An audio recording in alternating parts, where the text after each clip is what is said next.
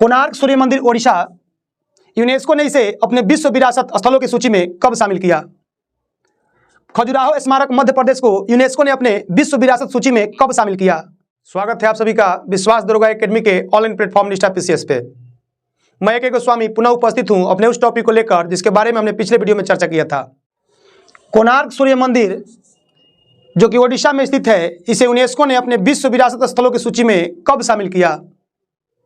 खजुराहो स्मारक, केवलादेव राष्ट्रीय उद्यान, भीमबेटका की गुफाएं, जंतर मंतर, महाबोधि मंदिर और धौलावीरा, इन सभी स्थलों से प्रश्न परीक्षाओं में पूछे जाते हैं कि यूनेस्को ने इन्हें अपने विश्व विरासत स्थलों की सूची में कब शामिल किया था।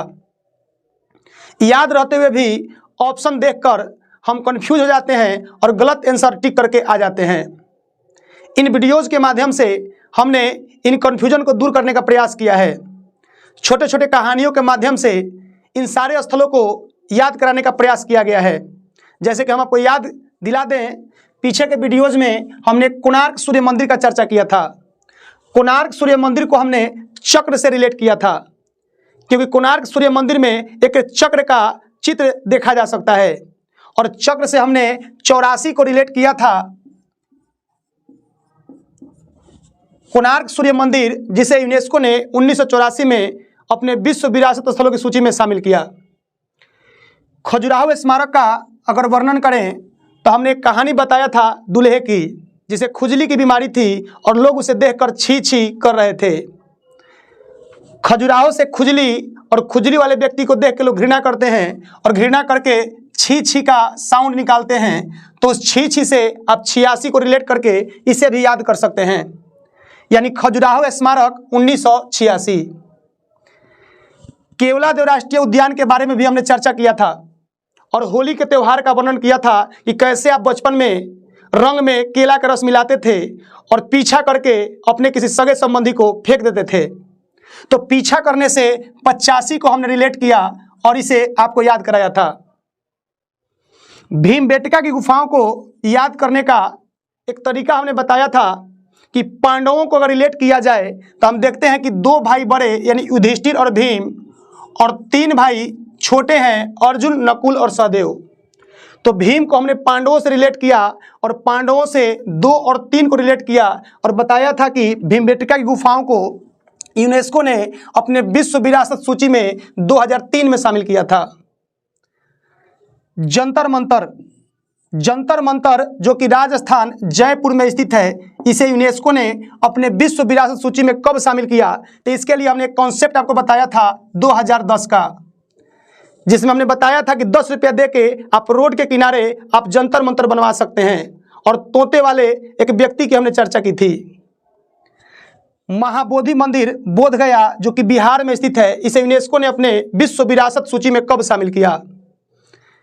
तो महात्मा बुद्ध को अगर याद किया जाए तो महात्मा बुद्ध ने सत्य और अहिंसा का उपदेश दिया है और देने से 2 को रिलेट करें तो 2002, यानी महात्मा बुद्ध ने उपदेश दिया सत्य और अहिंसा का, तो देने से 2002 को रिलेट करेंगे और महाबोधि मंदिर को याद कर लेंगे। धौलावीरा जो कि आज के वीडियो में चर्चा किया जाएगा, ये एकमात्र हड़प्पा कालीन स्थल है जिसे यूनेस्को ने अपने विश्व विरासत सूची में शामिल किया है। धौलावीरा को 2021 में यूनेस्को ने अपने विश्व विरासत सूची में शामिल किया है। तो इन सभी स्थलों को आप आराम से याद कर सकते हैं। विश्व विरासत सूची में शामिल भारत के सभी 40 स्थलों को हमने वीडियोज़ के माध्यम से और छोटे छोटे कहानियों के माध्यम से याद कराने का प्रयास किया है।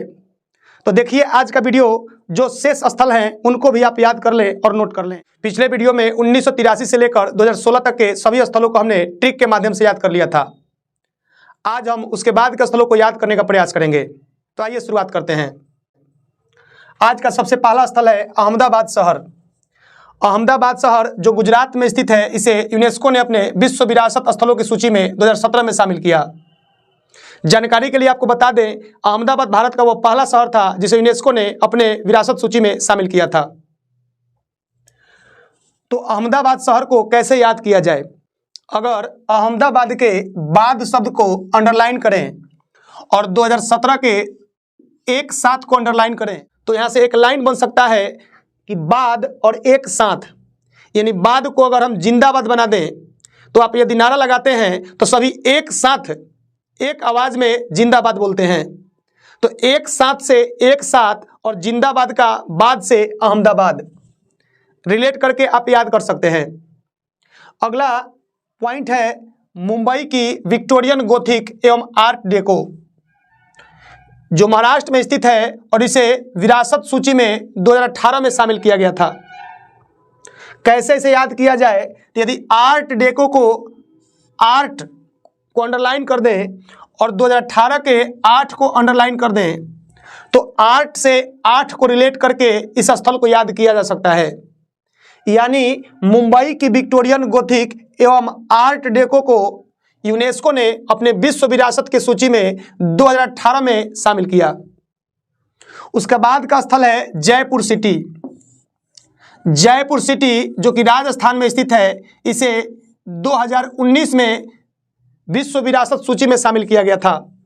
कैसे याद करेंगे आप जयपुर सिटी को, तो याद कीजिए 2019 का वह साल जब प्रधानमंत्री नरेंद्र मोदी के नेतृत्व में बीजेपी ने पूर्ण बहुमत से सरकार बनाई, यानी कि उनकी जय हुई थी और फिर से एक बार 5 साल उसी सरकार का राज होने वाला था।